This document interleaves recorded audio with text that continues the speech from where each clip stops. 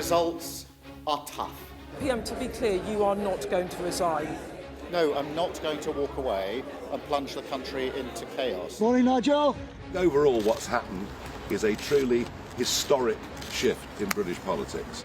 Two-party politics is not just dying, it is dead. We're on for a historic gain. We're feeling very bullish tonight. The Conservatives are coming back. Even as we're celebrating, I know that there are some candidates and councillors who didn't make it over the line. It is becoming clear that the Scottish National Party is going to emerge as the largest party. Is there a national wave, though, that we tried to overcome but failed to do so? Yes. Plaid Cymru now stands ready to take the necessary steps to form the next Government of Wales. Welsh Labour has today suffered a catastrophic result. The party will need to take a really hard look at itself.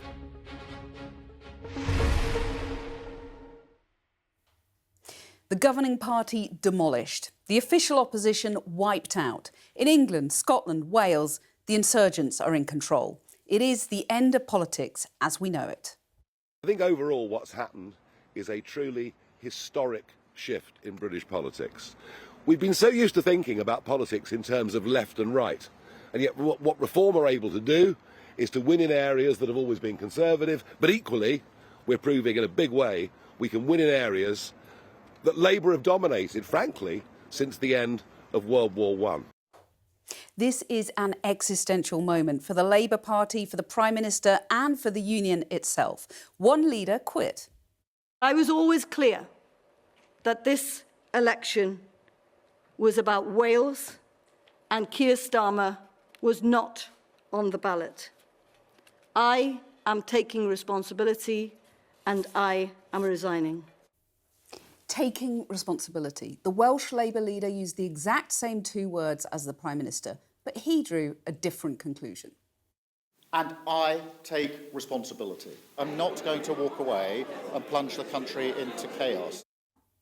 He ain't resigning, despite calls from 7 of his backbenchers so far. I think we need to change our leader, and I think that's not if now, it's when. So what happened to this? This is my project. A Britain once more in the service of working people, country first, party second. The Labour Party is imperilled. A union that has endured for hundreds of years is once again endangered. So has Keir Starmer just put himself before both party and country? I'll let the departing Labour leader in Wales have the last word. Welsh Labour has today suffered a catastrophic result. It ends a century of Labour winning in Wales, and the party will need to take a really hard look at itself and understand the depth of the challenge that we face. So buckle up, the results are still coming in. The electoral map of Britain is being redrawn before our very eyes, and we've got a jam-packed special show for you over the next 2 hours. We'll be speaking to senior voices from Labour, the Conservatives, Reform, the Greens and the Lib Dems. And our sofa duo tonight is former Minister, podcast host Lord Ed Vaizey and the union boss who marks the government's homework, Joe Grady. And alongside them, Sky's deputy political editor extraordinaire, the man who never sleeps, Sam Coates. We've got the king of the charts, Ed Conway, ready to dig through the data. And our elections expert, Professor Rob Ford, will be here to explain the huge political shift we're living through. As Reform surges and Labour and Conservative losses pile up across England, we'll be live in Barnsley, Birmingham, Walsall and London. The SNP, on course to win a historic 5th election, will be in Scotland and in Wales, where Labour have been knocked into 3rd place. Well, tonight, the pressure's on Sir Keir Starmer, with more than half a dozen Labour MPs calling on the Prime Minister to step down before the next general elections. So let's get a recap of what's happened over the last 24 hours. Here's our political editor, Beth Rigby. In London, here to meet Labour activists and get his message out after presiding over one of Labour's worst ever local election performances.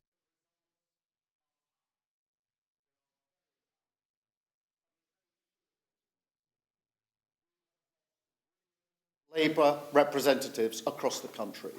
I take responsibility. Taking responsibility but not accountability. Did you contemplate this morning that the responsibility is that it's time for you to go and to resign? Let me be clear, these are really tough results. I'm not going to sugarcoat it. Did you contemplate that the problem might be you, that you might need to go to help Labour win these seats back? Did you even contemplate it? Did you acknowledge it as a conversation even? Look, I think it's absolutely clear that the electorate are fed up with the fact that their lives aren't changing quickly enough. But we haven't done enough to convince people that things can improve, their lives can get better. To be clear, you are not going to resign. No, I'm not going to walk away and plunge the country into chaos. We were elected to deal with these challenges, and that's what we will do. Are you going to stand as Prime Minister at the next general election? Yes. It was a 5-year term I was elected to do. I intend to see that through. Starmer determined to stay, but his party being drowned as Reform's turquoise wave crashed over Labour's heartlands in Thameside, St Helens and Barnsley, and storming seats like Havering in outer London. What's happened is a truly historic shift in British politics.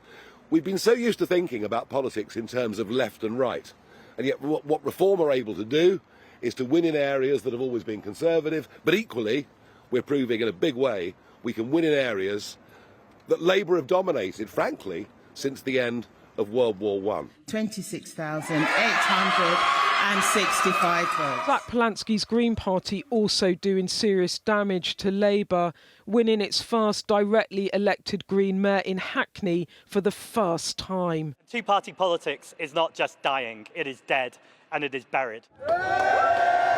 The Lib Dems making gains in Portsmouth and Stockport and holding on to Eastleigh and Richmond, sending a message to the Tories. You have failed as a party.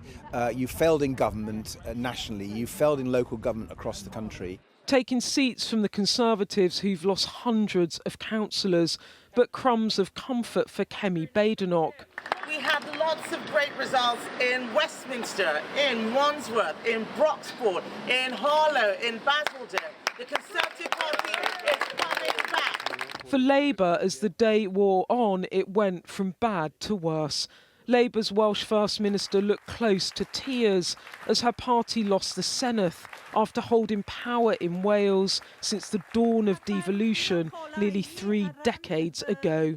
Eleanor Morgan even lost her own seat. Whilst Labour has today suffered a catastrophic result, it ends a century of Labour winning in Wales, and the party will need to take a really hard look at itself. And Plaid Cymru's Reen Apyorworth storming to victory, but without an outright majority. In Scotland, bad news for Labour too, one of their worst results ever. Scottish Labour leader Anas Sarwar called for Starmer to resign in February, and he stuck with that as the results rolled in. Does he need to take responsibility? I said what I said back in February, and I stand by that, but I'm going to focus on what this means for my party here in Scotland. And my party is hurting today, and it's my job to hold it together. Labour had hoped after the 2024 general election to perhaps wrest Holyrood back from the SNP. Instead, the incumbent set to hold the Scottish Parliament for an unprecedented 5th term, but expected to fall just short of a majority. Nigel Farage and Zach Polanski have called these elections historic, and they truly are.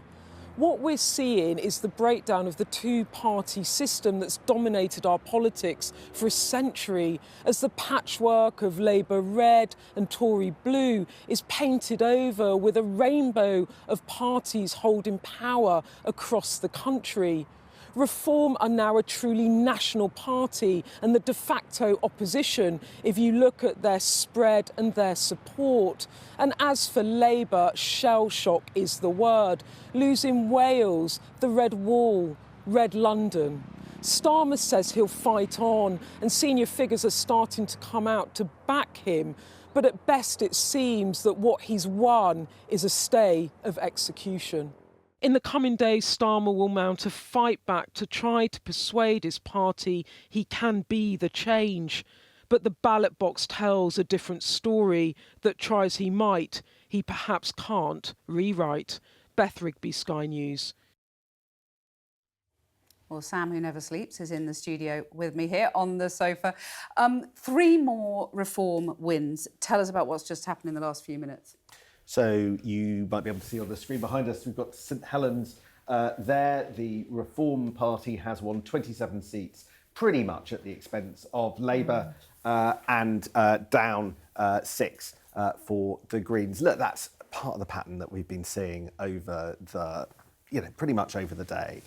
The big picture here, look, it's a win for reform. There's no two ways about it. They've added over 1,200 councillors.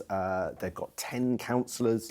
They've got 10 councils, all from a standing start, because Reform UK literally did not contest in any meaningful way the last set of elections. And there are challenges for both Labour and the Conservatives, the Conservatives across East Anglia and Essex. But the story tonight isn't about any of that. The story tonight is about the Labour Party and Keir Starmer and his premiership. A couple of other parties, though, just made gains. Conservative gain in Enfield. What do you know about that? From Labour? Almost nothing. Here it is. Well, let me jump in. Let's look at the screen. At Labour's expense. Yeah. North London seat. There you can see that the Labour Party basically lost 12 seats, and the Conservatives and the Greens were the beneficiaries, and the Conservatives gained the council from Labour. There are only 3 seats left to count. Okay, I mean, that's very impressive on zero sleep, so well done. Well, as we've been seeing from Beth's report, nothing is now certain in politics, and the results are still coming in. We're busking it here in the studio, of course. So let's now speak to our team across England, Scotland and Wales. Let's go to Conor Gillies first in Edinburgh. Conor. Good evening, Cathy. And here in Scotland, the SNP are the largest party tonight. I've just spoken to the SNP leader, John Swinney, moments ago here in Edinburgh, and he's saying this is an emphatic endorsement for his party. The vote share is down compared to last time around, and there are still some seats ready to come in. But let's just take a step back here. This is a remarkable moment for John Swinney's SNP, entering its 3rd decade in power, amid the backdrop that they are the incumbent, and they have been for the past 4 terms in office. And when you bring into the fact that they have been riddled with scandal in recent years as well, a police fraud investigation that saw the arrest and later release of their former leader, Nicola Sturgeon, the Westminster election a couple of years ago, they were absolutely hammered when it comes to this. But this election here in Scotland felt a bit like an anti-Westminster vote for some people. There was real frustration with Labour and the way that Sir Keir Starmer is performing at a UK level. The SNP had gone into this election hoping for a majority of 65 plus seats, and they said if they got that, then that would day one be the opening negotiations for a second independence referendum. Well, at this stage it's looking like they are going to fall short of that. So where does that leave the question of the Constitution? Well, at that point we now begin to talk about the Greens, another pro-independence party here in Scotland. They have been big winners north of the border, breaking into new territory for the first time, getting constituency seats for the first time as well. And that strengthens the pro-independence bloc in the building here behind me at Holyrood. And they likely could become kingmakers in the next Scottish government that forms, likely with the SNP. Quick look around the other parties. Clearly Labour had an absolute shocker here in Scotland. Sarwar, clearly, Anas Sarwar, the leader here, being punished for the performance of Keir Starmer, recently called for him to quit. Today, once again, I put questions to him asking if the Prime Minister should be standing down once again, and he said he stands by what he previously said. Reform are the new kids clearly on the block. They have further split the union vote here in Scotland. Polls have had them on course to form the official opposition here at Holyrood. The numbers are still being crunched. We've got a few hours to wait until we can conclusively say where that will land. Overall, does this result revive the constitutional pressure on Westminster? I think the answer to that is yes. However, without that majority from the SNP, it could kick it slightly further down the road. Conor, great to have your analysis. We're doing a little bit of a tour around the country, a country that's been transformed, really, by the new political landscape. Let's speak now to Dan Whitehead in Llandudno. Dan.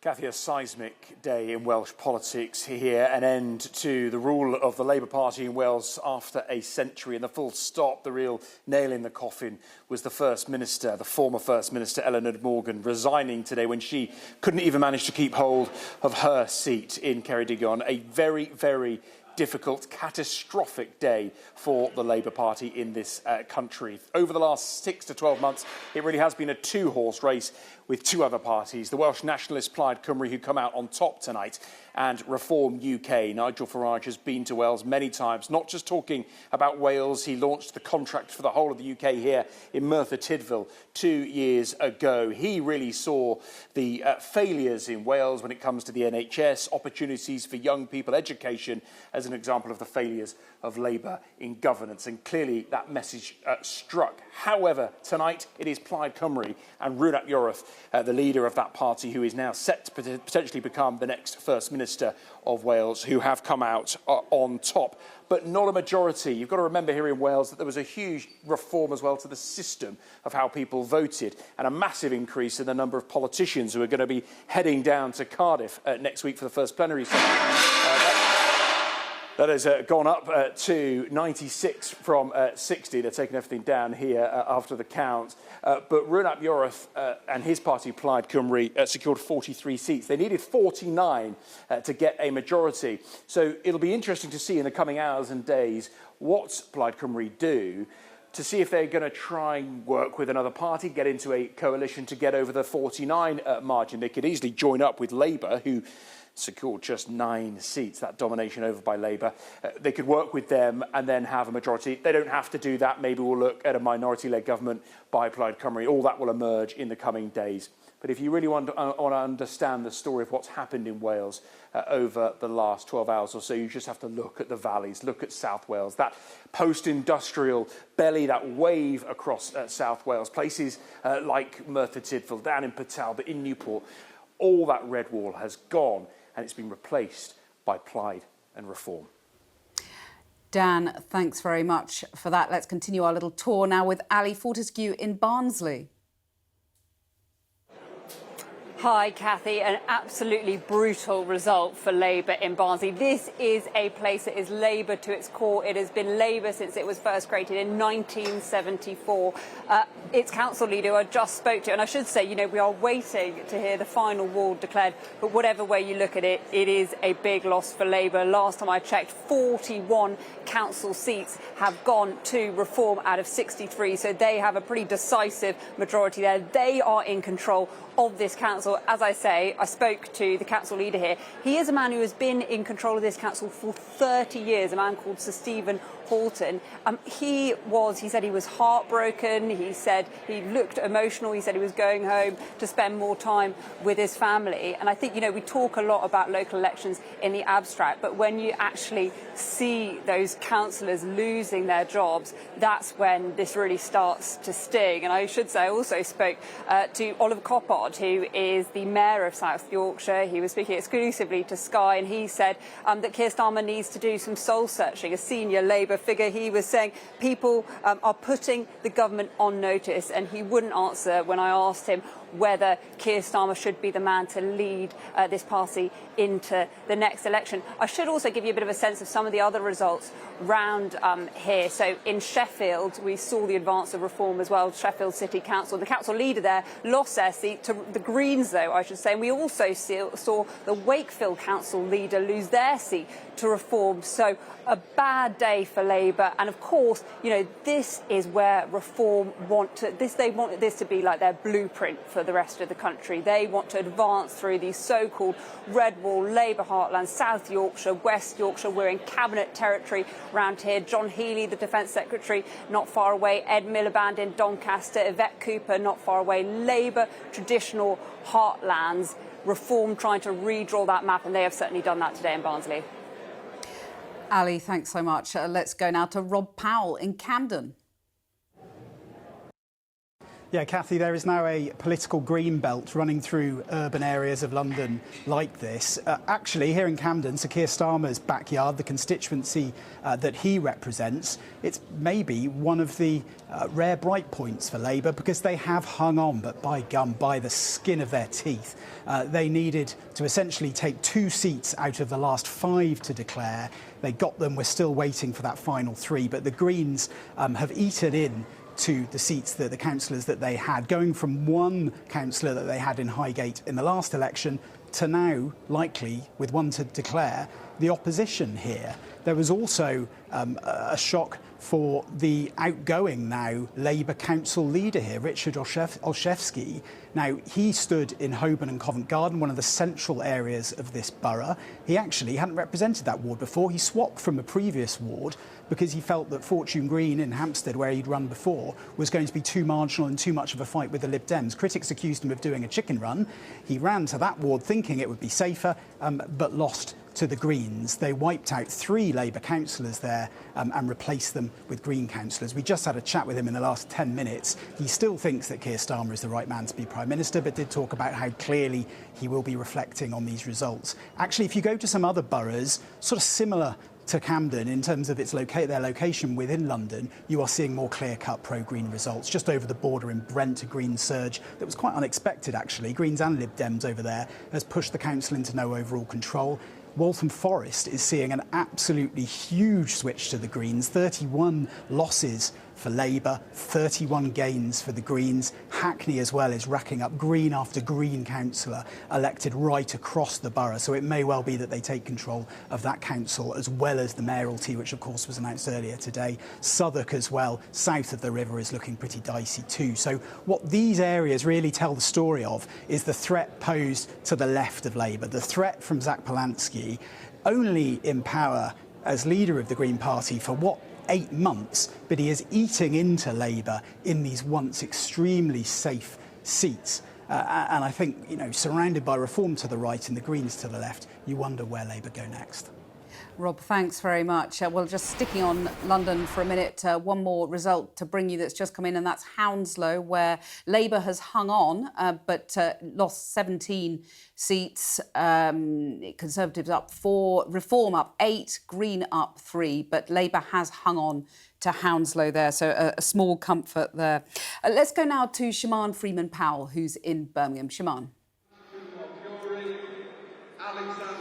Good evening. Well, after 14 years, Labour has now lost control of Birmingham City Council. It was always going to be an unpredictable night for the Labour Party, and it really shows here in Birmingham just how fragmented local politics has become. We are seeing that Birmingham has now fallen to no overall control, with Reform leading, Reform picking up most of those Labour seats. They have managed to gain 21 seats here in Birmingham. The Conservative Party has largely managed to hold on to most of their seats, with 16 seats as it stands, and Labour now only holding 14 of those seats, with some of the counts continuing to come in. As I say, this was always going to be unpredictable, but it is a major blow for the Labour Party. They've had control here since 2012, and prior to that,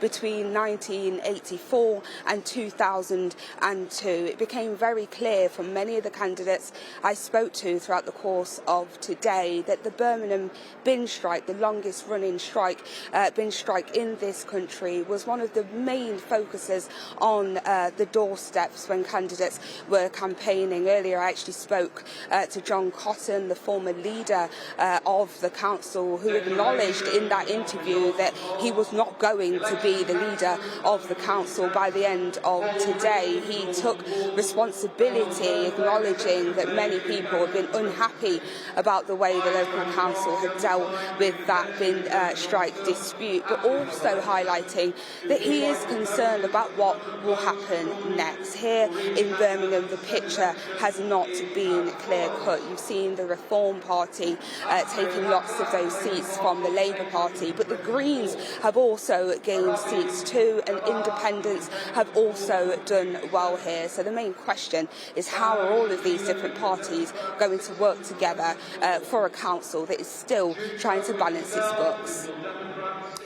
Well, thank you all for that contribution. We've got one more stop on our tour. We're just heading down the road now to Walsall, where Shingi Mararike is there for a Shingi. Good evening, Cathy. Well, we are on the verge of a Reform victory here that would be seismic and emphatic. They currently have 30 seats on the council here. They need one more for an overall majority. And we knew that this was fertile ground for Reform. We knew that, unlike other parts of the West Midlands, like Birmingham, there's an older population, a slightly less ethnically diverse population who Reform could tap into. We knew that this was Brexit territory. But when we saw those candidates coming on stage, victory after victory, all of those cheers, that chorus of cheers from Reform winners, was when that reality began to set in. That the council here that was Conservative, it's been Conservative since 2019, was flipping to turquoise. And some of the conversations on the ground are quite revealing. We spoke to Mike Bird, who was the leader of the council here, the Conservative leader of the council, and he said that, look, this is a local election based on local issues. People should be speaking to us about potholes. They should be speaking to us about issues like their local services, keeping the lights on, taking the bins out. But instead, on the doorstep, we are encountering people who are talking to us about national issues time and time again. And he was pretty sanguine and pretty resigned to the fact that this could happen. And with 15 of 20 wards declared, Reform just need one more seat to take overall control of the council. And what about the Labour Party? So here, just like across the country, we've seen a collapse in their vote. And there hasn't even been that much of a presence on the ground. Their councillors have looked quite resigned. Some of the MPs here, like Valerie Vaz, who's the MP for Walsall, was here very briefly and now not to be seen. And there was one person who was here as well, Pat McFadden, who's the Work and Pension Secretary, who briefly popped by because one of his seat borders some of the seats that are up for grabs in this council election. And he didn't want to speak on camera, but he did say one thing to me. And he said that the tides are moving in a certain direction. And those tides are moving in the direction of Reform, not just here, but also in neighbouring councils. We saw Newcastle on the Lyme, which is in Staffordshire, a borough council, go to Reform. We also now know that Staffordshire County Council, as of last year actually, is also a Reform council. So they're building up a turquoise base. They're building up Reform colours here in this corner of the West Midlands. Shingi, great job. Thank you very much. Well, on the sofa tonight is former Tory Minister Ed Vaizey and General Secretary of the University and College Union, Joe Grady, and our Deputy Political Editor, Sam Coates. Joe, let me come to you first. How devastating is this result, these results, plural, for Labour today? They're entirely devastating, but I think the thing that's more devastating about today for Labour is you didn't need a crystal ball to predict this. You know, this has been on the cards for quite some time. And either in the run-up to this election or actually today, when you listen to the statements that Keir Starmer has put out, Labour aren't changing direction. And they haven't changed direction. So now we have this bizarre situation where you're going to have millionaire city boys of Reform, particularly in a constituency like Birmingham that we just heard, a protracted industrial dispute is the reason people have stepped away from Labour, but they've stepped towards Reform. Reform who've acknowledged they want to scrap equalities for workers, who voted against the Employment Rights Act. So, you know, this isn't the working class stepping away from Labour. This is Labour stepping away from the working class. And the question now is, can Labour change direction? Right, well, I'm going to leave that question hanging in the air and come back to you on that just a little bit later. Just want a quick thought from you, Ed. You know, the Tories, there's a fight back, but there's a mountain to climb, isn't there, under Kemi Badenoch? Yeah, I think you summed it up very well. There's a fight back. There's still breath in the body. I think the Tories will be heartened by this because, obviously, we knew what was going to come. Joe is quite right. We could have been having this conversation 4 weeks ago. To see it happen in reality is pretty astonishing. But to start taking back councils like Westminster will give the Tories some heart. Weirdly, because of the fragmentation of politics, it makes the London mayoralty a possibility for the Tories with a 4-5-way split in the vote in London. So there is stuff for the Tories to play for. What is interesting is, are we becoming a party of the South, which will have to, in the future, perhaps be part of a coalition with Reform in the future? Are these historic elections which fundamentally change the political map for the Tories? Right, more from both of you and Sam later. But let's now speak to Nadine Dorries, the former Conservative minister, now joined the Reform Party. Nadine, do you believe that both Labour and the Conservatives are finished? Yeah, I do, and I have done for some time. I think I said that when I defected to Reform in September last year. So, I mean, if you look at that and you look at the results today, isn't it the case that, if Reform is now the opposition parties give governing parties a drubbing, don't they, at local elections? So this is what's happening. It's not necessarily going to be repeated at the general election, is it? I think it is. I think what happened last night has set a new precedent. I think it was an historic evening. And I think what you will see moving forward is that those people who have remained loyal to the Conservative Party, because Conservative members are not anything if they're not loyal. They are loyal to the last moment, many of them.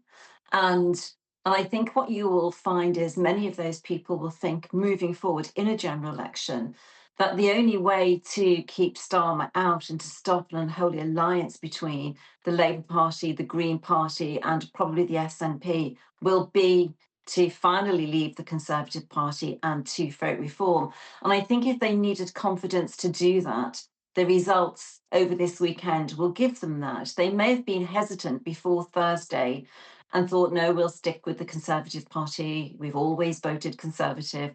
And, I've met some of those people. But I think what they will be thinking next week is, well, that's it. We're going to have to move to Reform because we need to get rid of the Labour government.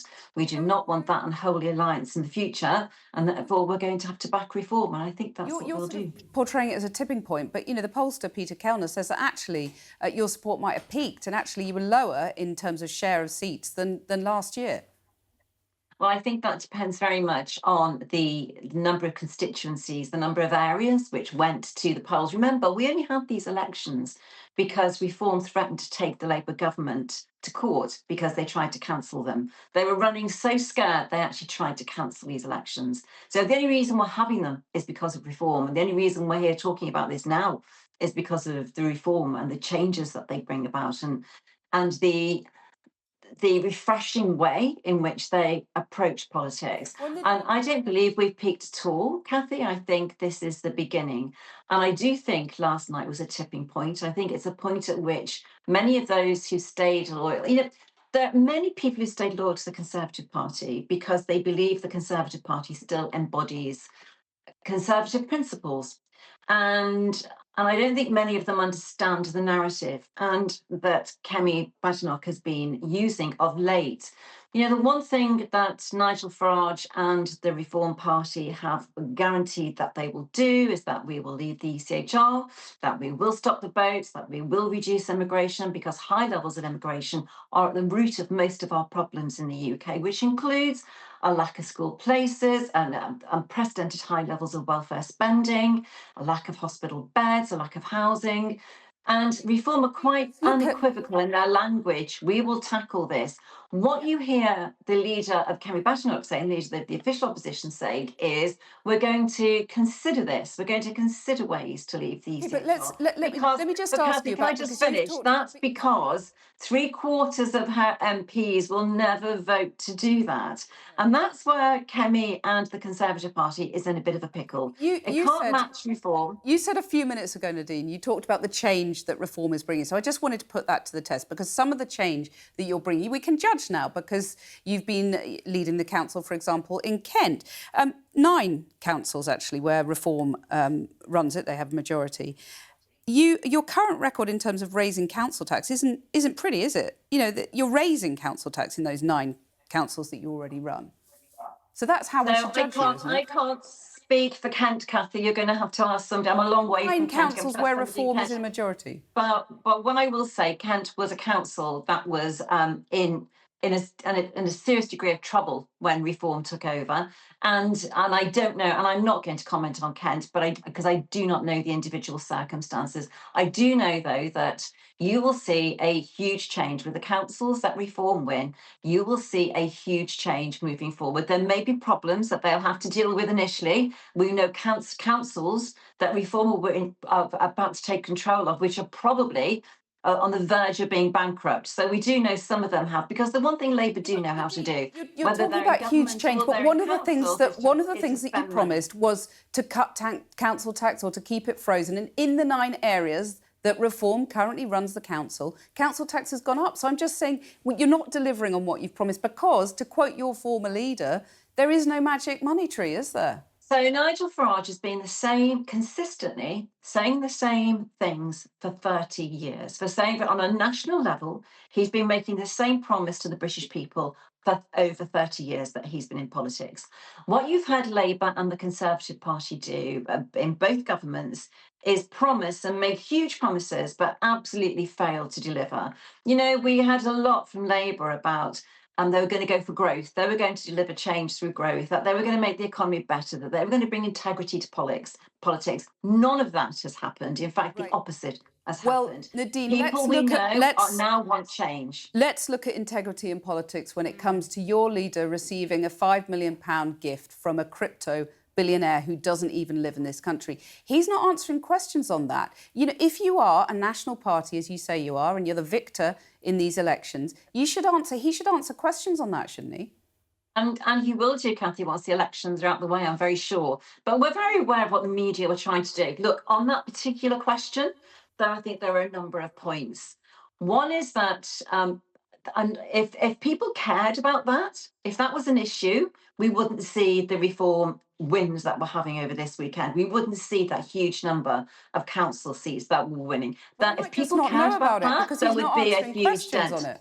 But you know, people don't really care about it the same way they didn't care about Lord Ali funding Keir Starmer, or the entire cabinet as it was at the time, rigging them out or giving them funding. People didn't seem to care then either. But what I will say is this: it's of a whole different order, isn't it, to £5 million that is not accounted for. We haven't seen any receipts on how that money's been spent. He's a public figure. Do you believe that he should account for how that has been spent and answer questions on it? So he was given the money when he wasn't an MP, before he announced that he was going to stand as an MP. But, you know, this has gone to the Privileges and Standards Committee. And I think the worst thing that would happen to Nigel Farage is that he would if he was found in any way to have done anything that was wrong, would be that he failed to tick a box when he became an MP to declare that he received funding before he became an MP. But I'm not even sure if he... You know what the rules are, and it was within the 12 months before he became an MP. But, you know, you famously criticised David Cameron and George Osborne as a couple of posh boys who didn't know the price of a pint of milk.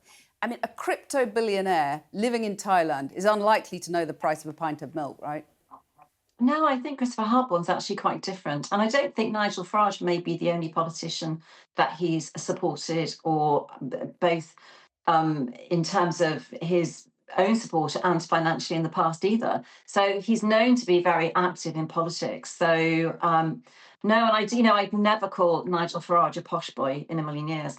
But, you know, by the same token, Nadine, the reason why I made that comment was more to do with the fact that David Cameron and George Osborne at the time were very out of touch with what normal voters and working class voters and just people who are hard-working, people who wanted the policies to help them survive in life, you know, to pay the gas bill, to get a home, to get on the housing ladder. That was why I made that comment. And I don't think anybody could accuse Nigel Farage of being a posh boy or not relating to those issues that people have, because we're seeing the evidence is here before us today in the number of people who are voting reform and the number of council seats we're winning over this weekend. Nadine, thanks very much for joining us, Nadine Dorries. And there's been a Couple more results come in while we were talking. Reform gains, nonetheless. Sandwell has fallen to Reform. Labour there lost 37 seats, Reform up 41. Very much of a piece with the picture in the rest of the country. And another Reform gain to bring you. Walsall, Reform up 33. The Tories there down 24 and Labour down 13 seats. So that's very much the picture. Let's bring in the Science Secretary, Liz Kendall, who's on the sofa now. Liz, is this terminal for the party? I mean, it's a truly appalling and dreadful set of results. I don't believe it's terminal. I don't believe any party has a right to exist. And I think we have got a huge job of work. An existential crisis. Yeah, I do believe that.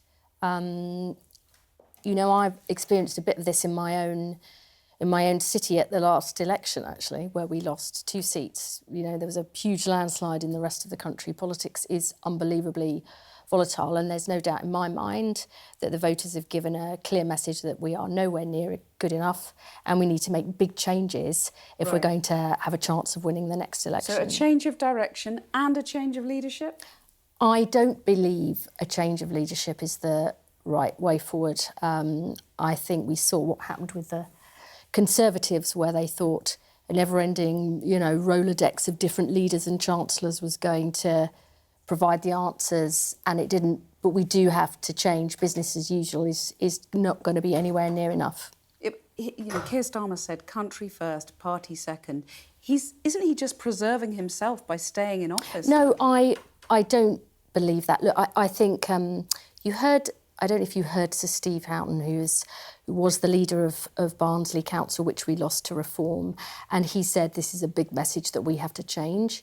He said, but it's also a message not only on the last 2 years, but the last 2 or more decades, where I think from the financial crisis to Brexit, COVID, the cost of living crisis, Ukraine and Iran now, ordinary people have paid the price, and they have seen their lives get worse, not better, and they have no hope of a better future.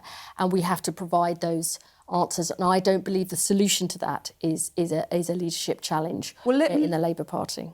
Labour has just lost control of Southwark, by the way, just while we've been speaking, which is a terrible result for the party, isn't it? Let me just bring in Jo at the end of the sofa here, because you were saying change needed to happen, change of direction. Do you believe that that includes, at some point, a change of leadership? Yes. So I think there's 2 main changes that Labour needs to explore with urgency. The first is I do think Keir should go. I don't think that should happen straight away, but I think he needs to be clear and set out a transition, set out when that will happen. I think before conference would be wise. But more than that, I think Labour feels like a party that is frozen. It's a party that really up until recently was still listening to and being directed by disgraced voices like Mandelson. It has made a number of really damaging policy decisions, like picking rows with pensioners, the 2-child benefit cap.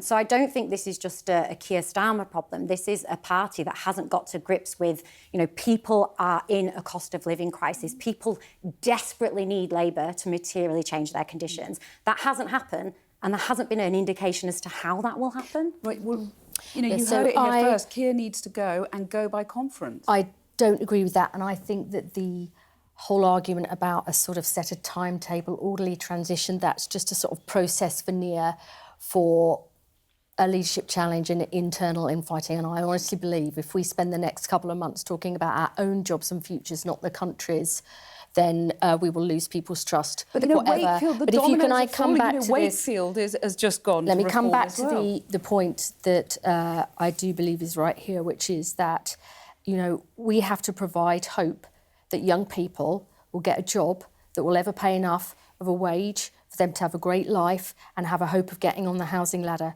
We've got to provide answers to how we earn our living and pay our way in the world, how we have decent public services with an ageing population, and how we cope with a volatile world. Right, and so we need to become provide a party of the working classes again, which you're not at the moment, are you? Absolutely. The ordinary people feel if I work hard and I put in the effort, I will get on.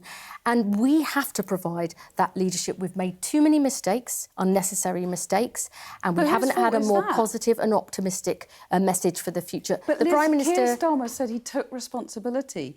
The Welsh Labour leader said she took responsibility and therefore she resigned. I think Keir understands the scale of what has got to be done. And he has before, when he has had his back against the wall, when he's seen the state of the party and how we need to change to serve the country, he has done that. And change of this magnitude takes time. If I think in my own constituency, the Renters' Rights Act came in last Friday. You know, I've just got £100,000 for a youth employability hub at Leicester City Football Ground to give young people hope, skills, mentorship for the future. Change takes time, but we have to deliver that. And a leadership challenge will fall into the trap that the Tories did. Somehow it's an easy answer to solving those problems, and I don't believe it is. What's your response to what you've heard? Twofold, really. One would be, what are the concrete policy changes? Because asking people to just wait a bit longer is not a policy change. That's actually not listening to... No, please hear me out. I listened to you for a long time. You know, we've got the cost of living crisis that hasn't been addressed. You know, we've got, in my sector, for instance, we've got tens of thousands of redundancies in higher education. The government has done nothing. We've got the same in colleges. You know, and I think the thing that isn't being acknowledged by Labour today, you know, and I saw it in all of the statements that came out of the party early on, is people are actually quite sick and tired of factions driving where the Labour Party goes. And that is what we have seen in the last 2 years. So I'm not here to sort of beat up on Keir Starmer, but this psychodrama surrounding Keir, the poor decisions which have been really exemplified by all the Mandelson nonsense, are not going away. And I do think, you know, we had Andy Burnham, who wanted to stand, who would have been a really credible candidate, who has proved himself up in the North West to be able to bring people on board, be an authentic voice, and he was blocked. And he was blocked because of factionalism, and everybody knows that, and it's not credible to pretend that that didn't happen. So there's two major problems facing Labour, and I think this idea that the public don't want to see a leadership contest, I think the public have just said they do. Liz? I think Andy is a politician of great talent, and I think he's doing a fantastic job in Manchester, and actually in the Greater Manchester region. The challenges that we've got there, with swathes of seats going to Reform in Wigan and Tameside, and the Greens doing really well in Manchester City, they're the same challenges we face as a party. And I've got no interest in not providing real solutions to people's lives. And I believe that there's two big changes we need to make, which is a job guarantee for all young people, which is what Pat McFadden is fighting for. And I believe in my own area, this country, I think, is becoming second in the world for the most profound technology of our lifetimes. And I think we need to seize that technology and make it work for all, not just an unaccountable few. That will create the jobs of the future. We've got to give people the skills they need to seize that tech opportunity of the future. Those are the changes, the real changes that I believe will give people hope in future. And I do not believe that a leadership challenge and thinking that you can simply do that. I mean, Steve Reed called it doom scrolling through every next leader. I don't think that's the solution to the deep-rooted problems that this country faces. I have a really simple question for you, and I've asked this several times of your colleagues in the Department for Education, because Labour talk consistently, and you have just done this, about how important training is, particularly training young people, investing in education for the economy, for your 10-year plan of rebuilding the economy. We are seeing cuts to adult education. We are hemorrhaging staff in further education. More staff leave further education than any other sector, education sector. We have the lowest rates of pay for further education college staff in England than any other jurisdiction.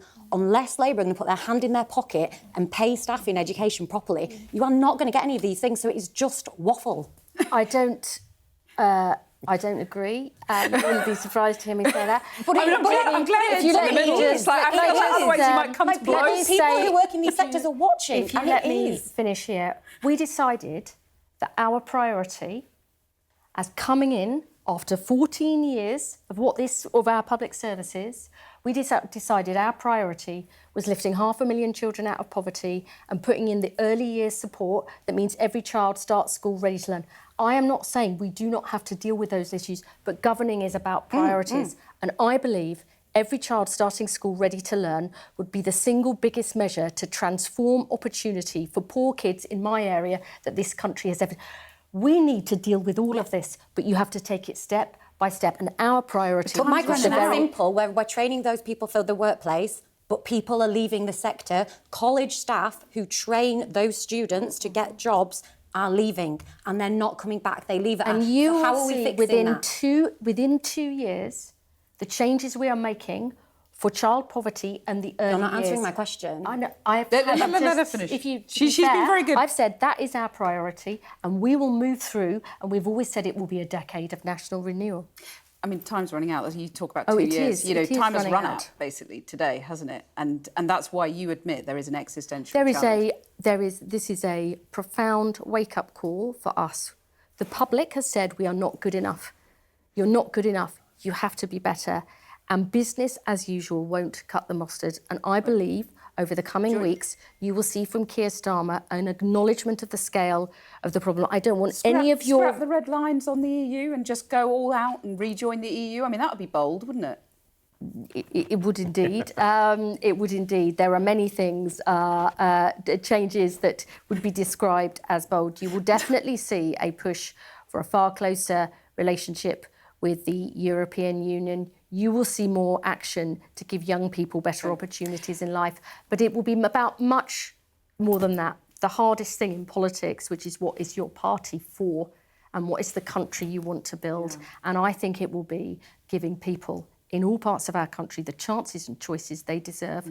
Because in the end, our best talent is our people, and we have to unleash it and break down the barriers to their success. Liz Kendall, thank you very much for joining me on the sofa and for taking questions from the other end of the sofa. It's always my pleasure. I'm never afraid of taking questions. And with Ed carefully positioned... I feel like I'm going to become a meme. Who's the weird fat bloke on the sofa who didn't say a word while these two had this massive ding-dong? And the weird socks. Yeah, I wondered about the socks. Do they look a bit weird? Anyway, carry on. They do. Well, let's bring in Rob Ford, Professor of Political Science at the University of Manchester, our elections expert out in the newsroom. Rob, what have you got for us? Well, I've been listening into that very interesting discussion there, Cathy. I just wanted to pick up on a couple of points that the panel made. So there was a point made about party of the working class, which, of course, that's what Labour was founded to be.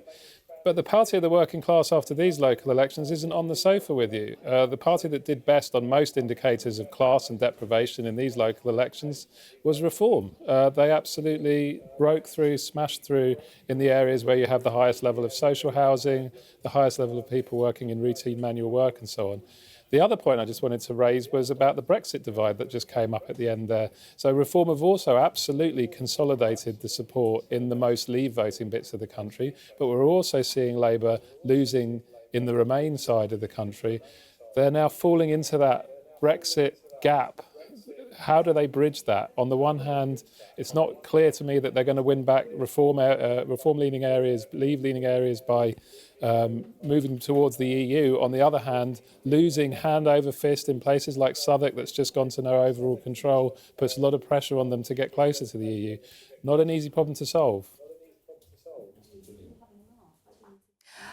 Rob, thanks very much for that analysis. Well, let's go now to Julia Lopez, who's a member of the Conservative Shadow Cabinet. She's on the sofa now with me.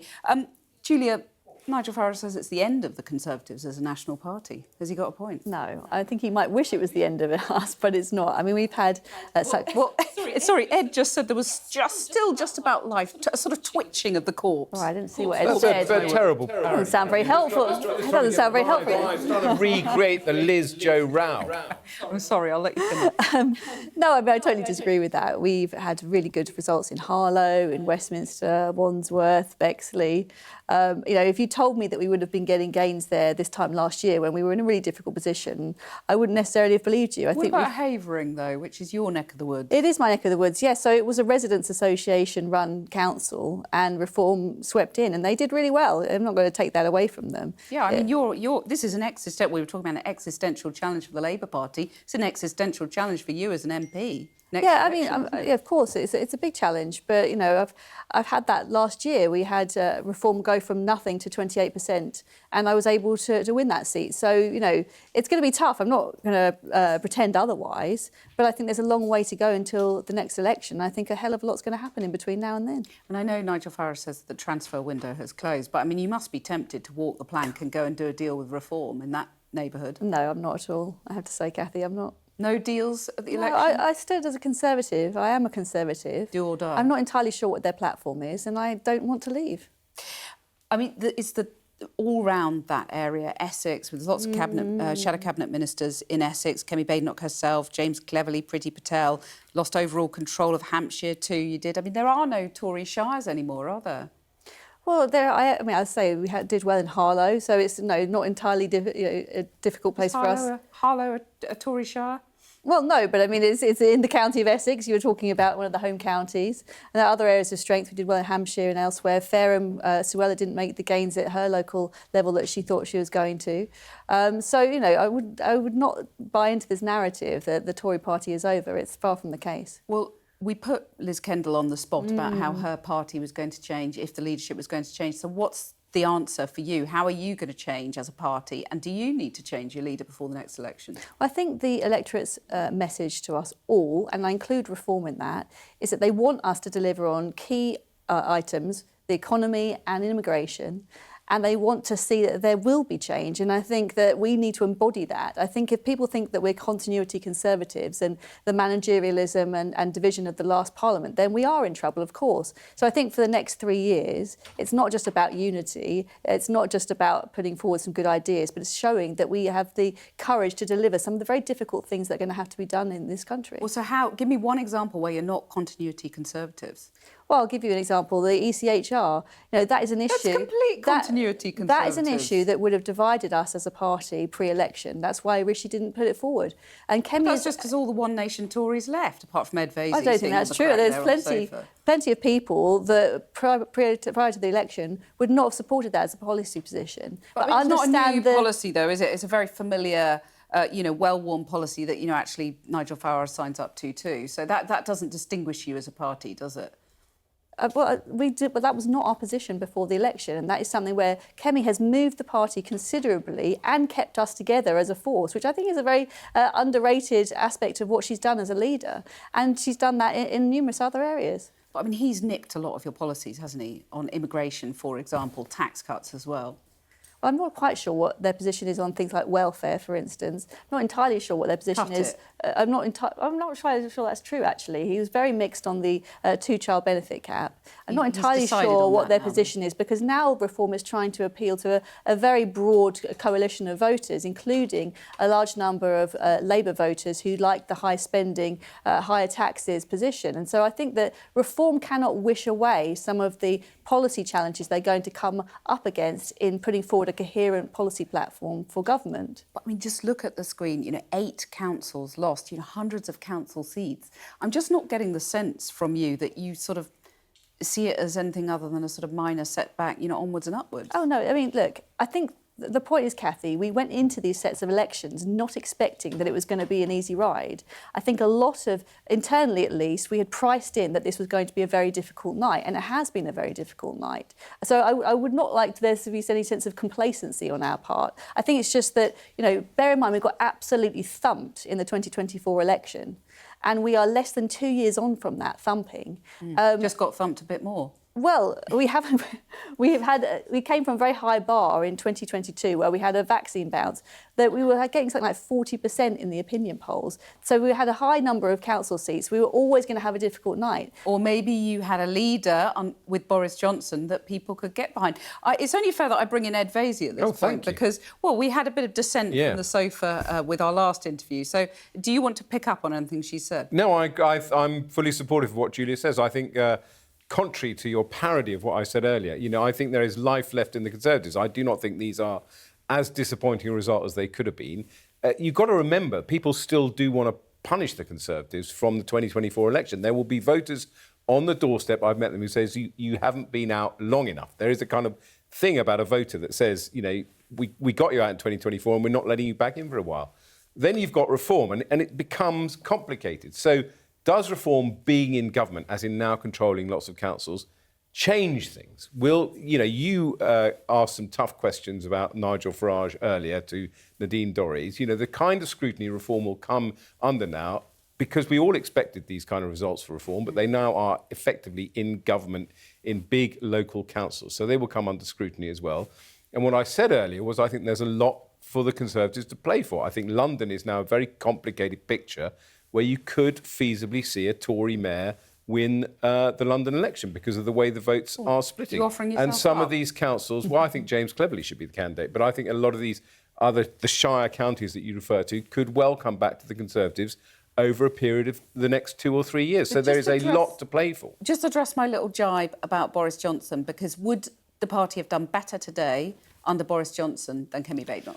Boris Johnson... Your friend, by the way. Boris Johnson was a political phenomenon in the way that Nigel Farage is a political phenomenon. So the question is also, would Reform have done as well as they've done today if they weren't led by Nigel Farage? Is Reform a sustainable political force without Nigel Farage? Is Nigel Farage capable of building a team around him that could potentially carry Reform into government? Those are big challenges that success brings. No one doubts Reform's success today, but they bring with them huge challenges as well as opportunities. Your response to that, Boris Johnson, would he, he was a phenomenon, political phenomenon, as Ed Vasey describes him. Would you have done better under him? I'm not quite sure what the point of this line of questioning is. I mean, Boris... the party's moved on from Boris. Boris was the Prime Minister. Boris was a very successful mayor. But ultimately... There's still people who hanker after him coming back, aren't there? Well, I don't Ed's know. his friend. Well, I don't know Boris that well, but I mean, he moved into my constituency after I stopped being the MP, and he took the whip away from me. So, It doesn't seem... I don't know. Sorry, Kat, it doesn't seem like a live personnel discussion in our party. You think right now. Kemi Badenoch's safe until the next election? Well, yeah, I mean, Kemi is polling above the party. I think we have a brand issue. We have an issue. I don't think there is any speculation about the future of Kemi Badenoch among Conservatives. Well, I think there is. There was a huge turning point at the last conference with her speech, and she has performed incredibly impressively. Well, look, I mean, she had an enormously difficult job to do. I mean, all power to her in taking on that task. We got absolute walloping at that last election. People wanted us out. We were tired. We were divided. And she is trying to cohere us around a very credible policy platform, bring new people in, and do the very difficult donkey work of taking us back into a credible position. That is a very difficult thing to do. Julia Lopez, thank you very much for joining us on the sofa. Well, we're due to hear from Nigel Farage in the next half hour or so. He's arrived at a rally in Essex in the last few minutes or so. He's been speaking to give his reaction to those results in Wales too. I mean, Labour have collapsed. I mean, they've not lost an election there since 1922. They've collapsed. Plaid have benefited. And you know what? We are now a big majority opposition with a leader in Dan Thomas who's proven his competency during this campaign, especially in the television debates. And I'm very excited about our prospects in Wales going on from here. Were you disappointed not to win? No. I mean, obviously you sort of hope, wouldn't it be nice if we come first? But look, for us to have gained that number of seats in Wales would have been unthinkable a year ago. What's your reaction to Sunderland? Extraordinary. But it's not just Sunderland, is it? Because if you look, at Calderdale, if you look at South Tyneside, you look at Hartlepool, you go across the northwest, look at St Helens. What you're seeing is in the Red Wall, Reform have literally crushed the Labour Party. Ed, what do you think of that? Now Julia's popped off the sofa, you can be honest. I see that Boris Johnson is backing Kemi Badenoch, just as he must have heard us mentioning him. I don't feel that there's any kind of threat to Kemi Badenoch. I think, funny enough, Robert Jenrick leaving to go to Reform was very helpful, because there was always that idea that he, wanted her job and he was the king across the water or whatever. But I think, as I say, I think she turned it around at the party conference and has since performed very well. If you want to look at the kind of Westminster village politics, she kind of led the charge on the Mandelson scandal. So I don't think anyone is surprised by these local election results. They're not much worse than we were expecting. Very briefly, before I bring in Sam here, obviously you had that bit of a dust-up on the sofa with Liz Kendall. I mean, now you can be really, truly frank. Did you feel that was more of the same from her? Yeah, I really did. I understand that, the answer that she gave is, we have a long-term project and we're going to get to your issue. But they're not articulating what their long-term project is. There are workers, and I outlined education workers, but there are plenty of other workers looking to the government for answers. And in my opinion, the only way they can win people back is to be really clear about what they're going to do, talk about pathways to investment, talk about how they're going to raise revenue to fund those things. They're not doing any of that. Change the leader and allow Andy Burnham back, which we'll discuss a little bit more later on. But let's bring in Sam now, because you've been beavering away on your computer and you have news. Right, we're going to look first of all at a statement just released by Sadiq Khan. I hope we can have a look at that. The Mayor of London has basically just released sorry, we don't have the statement.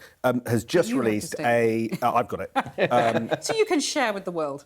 Has just released a statement which is really quite stinging. He says that the results are bitterly disappointing, that Labour is the only one to deliver when we win elections. And he basically says that too many of the government's achievements have been overshadowed by basic mistakes and a failure to boldly assert our progressive values. London has been taken for granted for too long.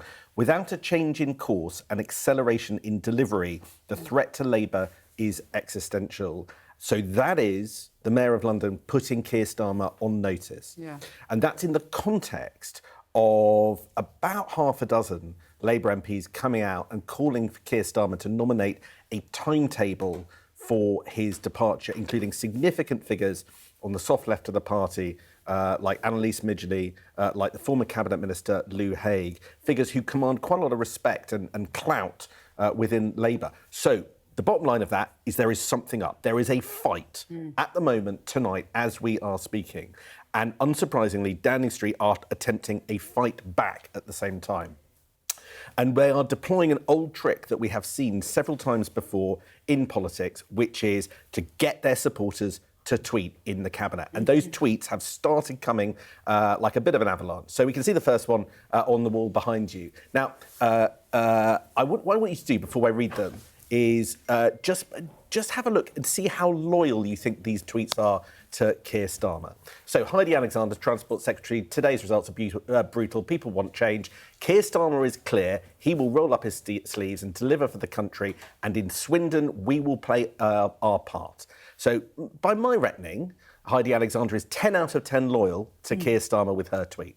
Now, I want you to look at another one. This is the tweet from soft left Cabinet member Lisa Nandy. Look at this. She says, as the results come in, I want to pay tribute to Labour representatives who have lost. As the Prime Minister says, it's clear the public are impatient for change and we have to rise to meet this moment and deliver change on the scale that people needed. To our Labour family, so many of you will be disappointed.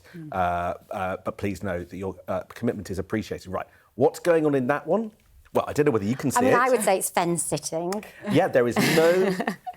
So in Heidi Alexander's tweet, absolutely explicit call for Keir Starmer to stay. In Lisa Nandy's tweet, one of those people that you've got your eye on when it comes to, maybe a revolt against the Prime Minister, no such demand that Keir Starmer stays in place. And don't forget, Keir Starmer spent a year planning to sack her. So there's no love lost Exactly. there. And then let's look at the final... But also, in Wigan, of course, reform rampant in Wigan, and that's her seat. Right? Absolutely. Andy Burnham's home constituency, former constituency, she's the Lisa Nandy's the Cabinet Minister for that. Final one, Rachel Reeves. She has actually come out now and backed the Prime Minister. Keir Starmer won a mandate to change our country. We must get on with delivering that mandate, and to show how people can sort their lives. What's interesting, Cathy, is not every Cabinet Minister has actually, as of yet, come out and tweeted.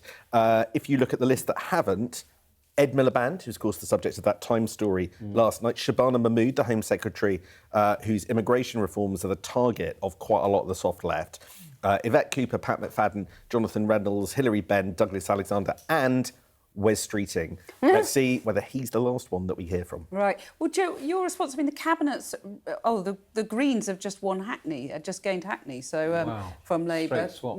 27 seats from Labour straight to Greens. Joe, what's the Cabinet rallying round? You've called for Keir Starmer to go by conference. Yeah. I mean, it's not going to happen, is it, if the Cabinet's behind him?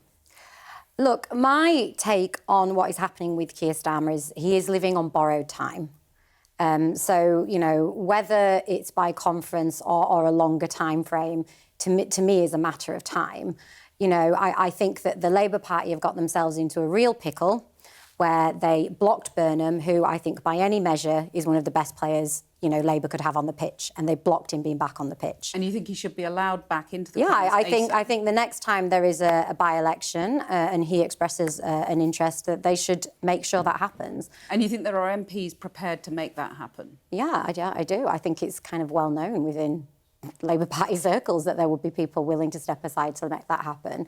So, you know, I think Andy's biggest barrier is Labour ensuring that he would be selected. So Labour Party are in a pickle of their own making, where they kind of have to hang on to Keir Starmer for a while because Streeting, you know, was embroiled in all of the Mandelson stuff too. I don't really think that there is somebody who could take Labour by the scruff of the neck, do a proper drains up from these election results, and with credibility. You know, Andy Burnham is really the only Labour politician that is polling really, really well with the public. And that's because nobody's seen Andy Burnham. I mean, he's been in Manchester. I don't think that's true. Andy Burnham, I think, would last 20 seconds as Prime Minister. Andy Burnham had a turning point as Prime Minister during the COVID pandemic. And this idea that he's going to swan back in a by-election, he would have lost the Gorton Denton by-election, no question at all. Based on what? Based on the fact if you give people a by-election that they don't want and you say, please put this man into Parliament, you know, crown him and give him a coronation, they'll give you I don't agree, and I was very plugged in with a lot of people in that constituency who made it clear to me that everybody was throwing their lot behind, to be fair, a really good, genuine local Green candidate. But I don't think it's some sort of done deal that Andy wouldn't have been elected. Don't you think the results around the Manchester region give a little bit of pause for reflection on that, exactly that point? I looked at Reform's takeover of Wigan and beyond, and I looked at that and I thought it is in no conceivable way a slam dunk that any Labour figure would win a by-election. Nothing is a slam dunk in politics. Today has fundamentally demonstrated that. But I think it is super clear that in a constituency, particularly in that neck of the woods, and as I say, I suspect I'm the only person, but definitely more than you on this couch, who was really plugged in with people on the ground who were actually organising the voting. Yes, you were more plugged in with the Labour operation in Manchester.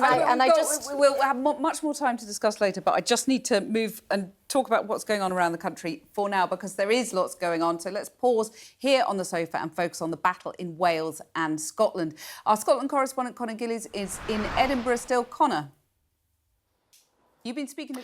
Hi, Cathy. Yes, the SNP likely to be the largest party, and certainly they are. The vote share for them is down on the last time around, but it's a remarkable moment for John Swinney's team, entering their third decade in power amid the context of the chaos that they have endured over the past few years. They are clearly the incumbent government, but they've been mired in scandals, police fraud investigations, and let's remember that UK general election result for the SNP just shy of 2 years ago, where they were absolutely hammered. This election, I suppose, did feel different in Scotland. It felt a bit like an anti-Westminster vote for very many people who were heading to the polls, and huge frustration with the way the Prime Minister, Sir Keir Starmer, has been performing. Anger against Labour. I've just caught a quick word with First Minister John Swinney. Let's have a listen. Mr Swinney, a quick word for Sky News. Your largest party in Scotland, how does it feel? I'm absolutely delighted. The people of Scotland have done the Scottish National Party an immense honour by giving us such an emphatic election result, and we will be by a country mile the largest party in the Scottish Parliament. We don't have all the results yet, but I'm absolutely over the moon with the result.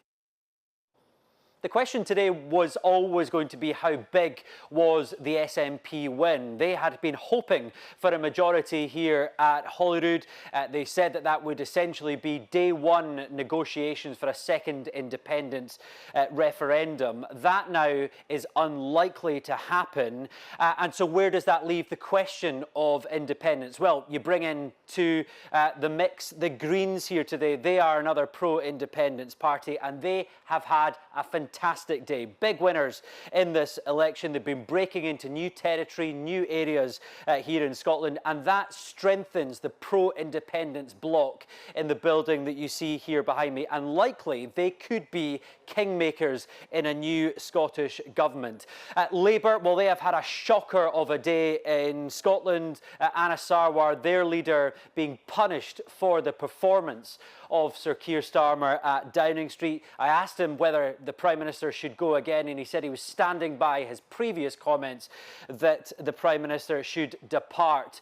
Downing Street should depart Westminster. Now, we are still waiting on reforms numbers. The polls had suggested they might come in to form the official opposition here in Scotland. As it stands, there are currently 92 out of the 129 seats in, so we'll have to wait a little bit longer, but we'll bring it to you here on Sky News as soon as we have it. Connor, thanks very much for that. Dan Whitehead, you popped up just a minute ago. Glad you're still there in Llandudno. Tell us what's happening. Well, I think, Cathy, you've got to just take a moment tonight after what has been a seismic day in politics in Wales and realise that when we cover elections, you know, it goes back and forth between parties over the decades. That's not the case here in Wales. It has been Labour in some form or another for 100 years, and every single election since devolution began 27 years ago, and that has ended today. It has been a complete redrawing of the political map as well as the political framework in Wales, because the whole election was different, completely different constituencies, and I think Labour's demise, you know, it started in the south of Wales, those first two seats early on in the afternoon. And then really throughout the day, we saw that belt, that belly of South Wales and the former industrial towns of the valleys go to the likes of Plaid and Reform UK. And that reliance of Labour's presence in those industrial towns, and you have to go back to mining and you look at the steelworks when it really meant Labour, and that identity is no longer there. You know, we spent months going around Wales this year and speaking to people in those valley towns, disillusionment with Labour and a lack of identity because those jobs aren't there anymore. And I think that's in part what has happened here, as well as failures by the governance of Labour. You know, we talk about NHS waiting lists being so bad in Wales because they are compared to England. There are problems in education, opportunities for young people, the cost of living and so forth, and that has all played a part, and it is why the likes of Nigel Farage have come to Wales so many times over the last year or two, not just to talk about what they perceive as the failure of Labour's governance in Wales. You know, Nigel Farage has launched manifesto and contract pledges for England as well from Wales. He sees the disillusionment, and that is why we have seen at the end of today here Labour's dominance ending on just 9 seats out of 96 in the Senate. So who is in control here in Wales? Well, really, we have to wait till Tuesday for when the first plenary session happens and people are sworn in and so forth over the weekend. But Plaid Cymru, the Welsh nationalists, have come out on top here. 43 of the 96 seats. They are the biggest party now in the Senate. And then the second biggest party is Reform UK with 34 seats. Now, the magic number in this new system is 49 seats. So Plaid Cymru have got 43, so they're short of a majority. And we heard from Rhys Iorwerth in the building just before he left to head down to Cardiff, where he'll be outside the Senate tomorrow.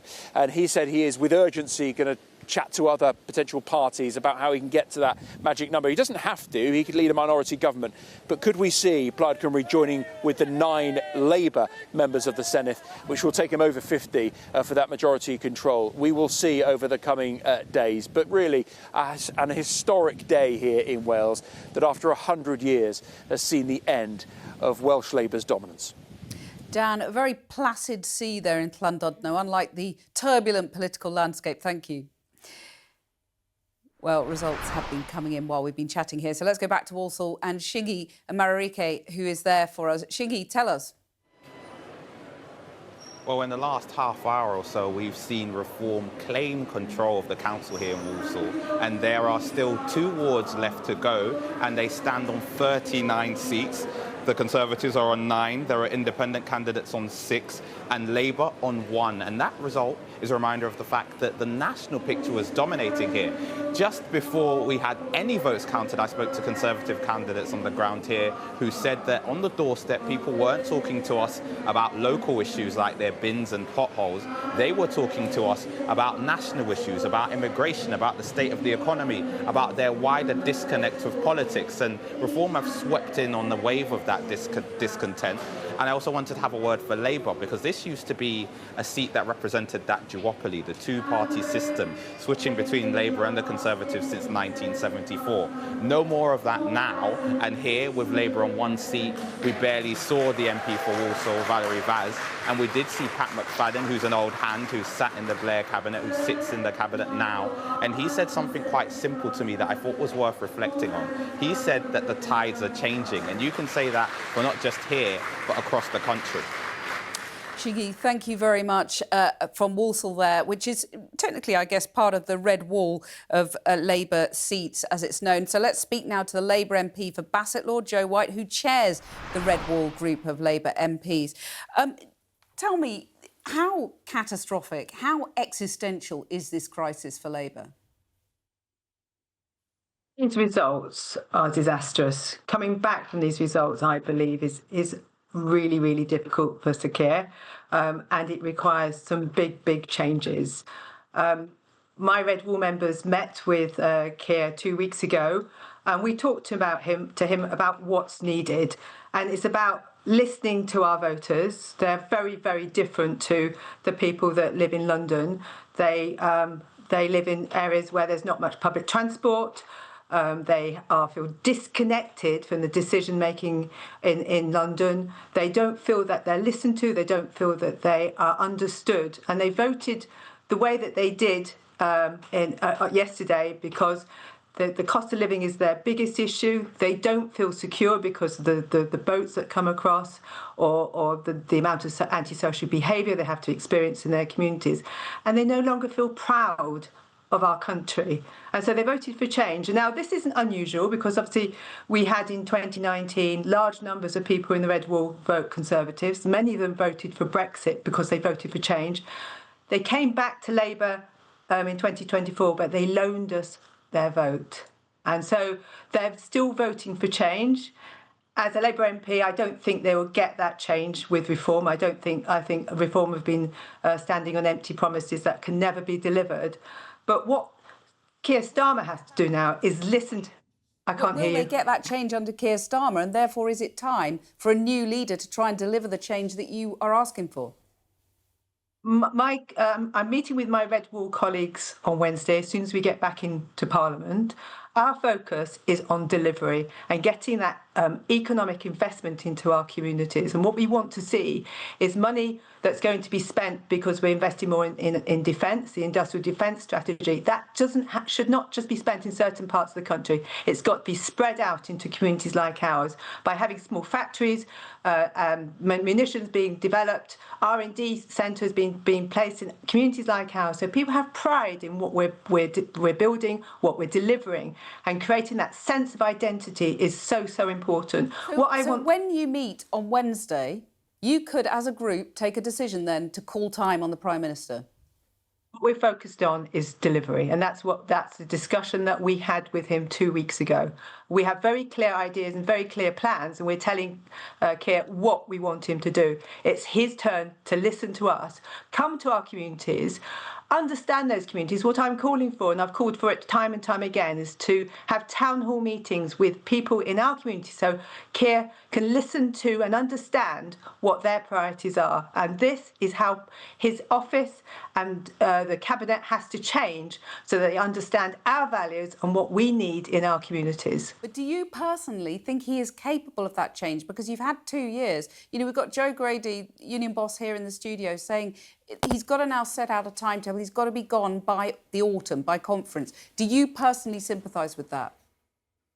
Conversations that we had with Keir 2 weeks ago, and the way he responded is said to us as Red Wall members that he's listening. What we want now is action, and the time is come for now him to take action, and that's what we want to see delivered. And it's fundamental change with how Cabinet and how he operates with Number 10. It's about communication, working with our communities in order to deliver. I want to see town hall meetings where Keir comes to talk to our constituents and understands what our priorities are so that we can deliver and shift the finances around and the economic investment around so that we have an actual physical change in our communities. I want our communities to be proud of where we live, and I think that's deliverable.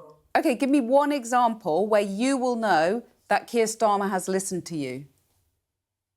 The way he spoke immediately after our meetings, he has started to, his speeches have repeated some of the language that we used to him.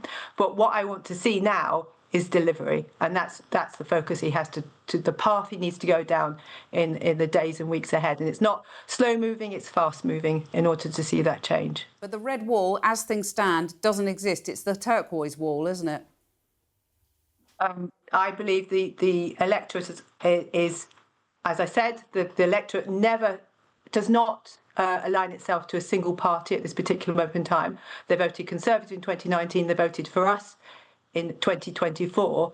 If we deliver on the demands and requirements of my constituents, it could be Labour again next time. And would Andy Burnham be doing better? Would he be listening more? Have you spoken to him? I haven't had any conversations with Andy Burnham. The only conversations I've had are with Keir Starmer. But do you think Andy Burnham may have a better shot at this change you're speaking of? I don't think it's time for Andy Burnham to come into Parliament. The time is to focus on what we need to deliver for this country. Jo White, thank you very much for joining us. Well, now, let's bring in our data and economics editor, Ed Conway. Ed. Yeah, Cathy, it's kind of extraordinary what we've seen. Hello. It's been kind of extraordinary. And we've had this set of different earthquakes, a series of earthquakes and a series of different elections. I mean, first of all, obviously, we've had the council elections in England. We'll go through some of the news that we've had there. I mean, it is just striking, isn't it, when you look at these bars and how much reform since the last set of comparable council elections has seen its seats go up, and just how much Labour's bar has gone down. I mean, it's a stunning fall thus far in the seats that have been counted. There's the Conservatives, and obviously the Green Party kind of tracking up as we're getting more of those London results, maybe not as much as some might have hoped. But have a look at this, OK? So when you take those England results and try and map them onto what the national mood might well be, so imagining what might happen in a general election, or indeed looking across the whole country, this is what you get. It's called the national equivalent vote share. And have a look at the way that reform has basically catapulted up from essentially zero up to 27%. It is down a bit on the last set of local elections, this national equivalent vote. But then there's the Conservatives, then 20%, Labour down to 15%. So you're seeing that share falling, and then the Green Party up to 14%. What does that mean if you were to try to apportion that to the House of Commons? Well, here's what you get, and this is very striking indeed. So this is your potential House of Commons projection based on that national equivalent vote share. It is just an illustration. But blimey, what an illustration. I mean, the reform, with 284 seats in Parliament potentially under this illustration, short of a majority. So you're talking about a hung Parliament, but nonetheless, the biggest party in Parliament, and big by an extraordinary margin, because Labour would fall from basically where they are, kind of over 400 seats, so 400 MPs there, all the way down to 110. And the Conservatives losing seats as well. Striking, really, and just raises the question of, what would a Parliament like that look like. It's just, at the moment, a thought experiment, but it's a thought experiment with that extraordinary amount of extra data that we've just got today. Another thing that really has been talked about time and time again, and Zach Polanski mentioned it just at the start of the count, really, is the extent to which the two-party system, and this is just looking at the Conservative and Labour vote and just totting it up all the way back to the 1970s, you can see how it has fallen now to pretty much unprecedented territory. So you get a sense of the fact that this is a historic moment here as well, as seeing some of these numbers. Finally, let's just look at Wales, because we've obviously had the numbers through from the Senedd elections there. And in Wales, slightly more complicated system, slightly more proportional. But the big picture is obviously this. Just look at that Labour vote going down. And look, it's Plaid Cymru in the lead, then Reform, and then Labour, in this heartland for the Labour Party, now in third place. And actually, if you look at the vote share that Labour have, just historically, these are elections in Wales going back to 1999, and just look at the fall.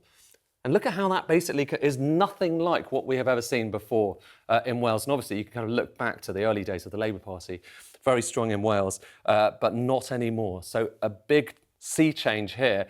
And worth just saying, some question marks about whether Plaid Cymru can actually build the workable majority they would need to actually make things work within the Welsh Senedd, because they are short, they're 6 seats short of a majority. But who would they work with? Would they work with the Labour Party? Well, that means the Labour Party potentially having to commit to Welsh independence. Wouldn't necessarily do that. Wouldn't work with Reform. Would they work with the Conservatives? Seems unlikely. And then the Green Party and the Lib Dems really only amount to 2 extra seats. So you've got that big question mark about, whether that could actually function in the Welsh Senedd.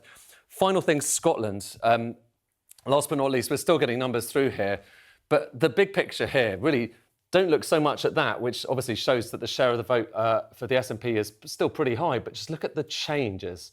The changes we're seeing. SNP down, Conservatives down, Labour down, and Reform up. Reform up in Scotland as well. A few years ago, who would have thought that was a prospect? But as those numbers come in, we'll have more on that.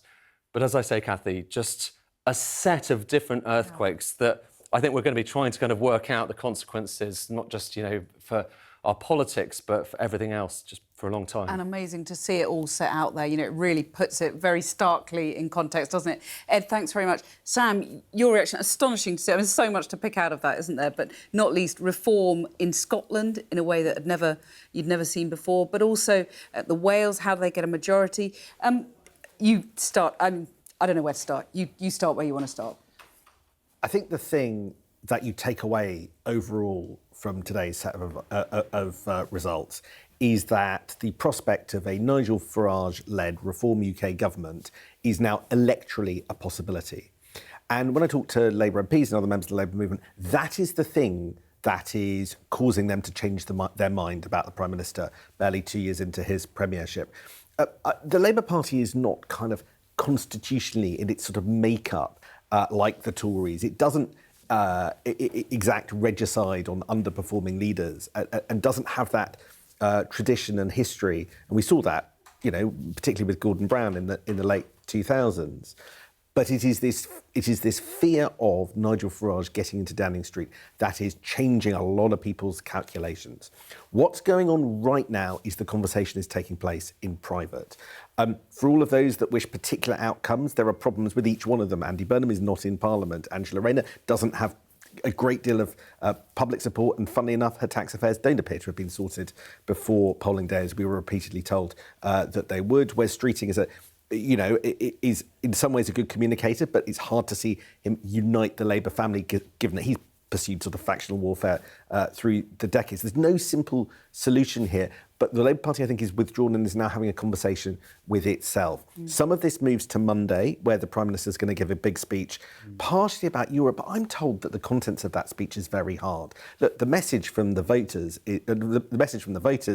is that some of them are defecting to Reform and some of them are defecting to the Greens. So how do you build a policy proposition that doesn't allow you either to shift left or right? There's a King's speech on Wednesday. Can you do anything big and bold within the constraints that you've set yourself in an environment where there isn't any money?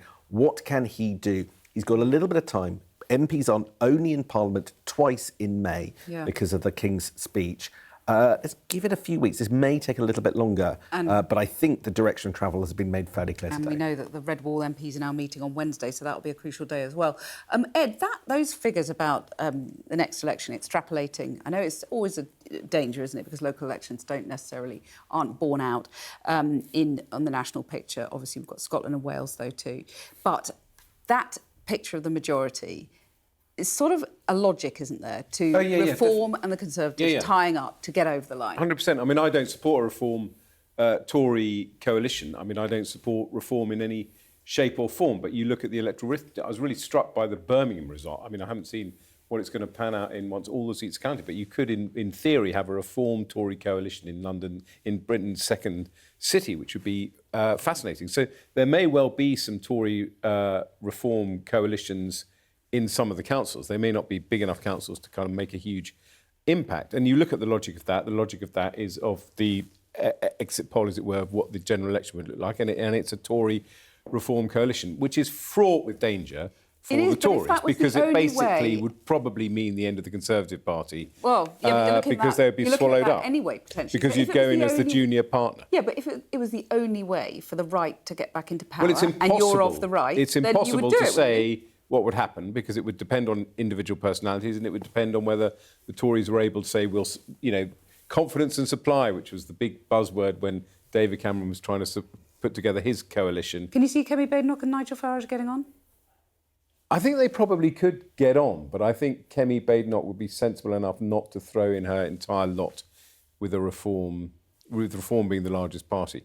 I mean, it is, that could go all sorts of ways. I thought potentially a Labour, Lib Dem, Green coalition could also be something. But I do think what it does say is that there's probably going to be a coalition government of some kind in this very complex political landscape that is likely to emerge at the general election. But do you think, can I just very briefly, do you think that we're going to go into the next election with the Tories and Reform taking chunks out of each other, donor money? Yes.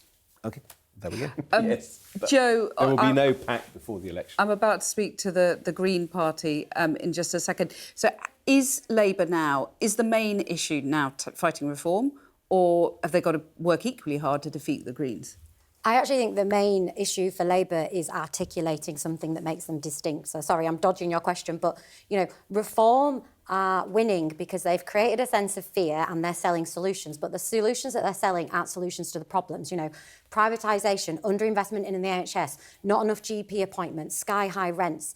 Migrants didn't cause any of them, but it's easy for them to garner support through the politics of finger-pointing. Labour are not offering solutions either. And I think if you look where Greens are gaining support in the areas where they're gaining it, it's where the electorate's rejecting the politics of finger-pointing too. So I would like to see Labour do that, not more of this kind of zombie mission that we see them on. Wow.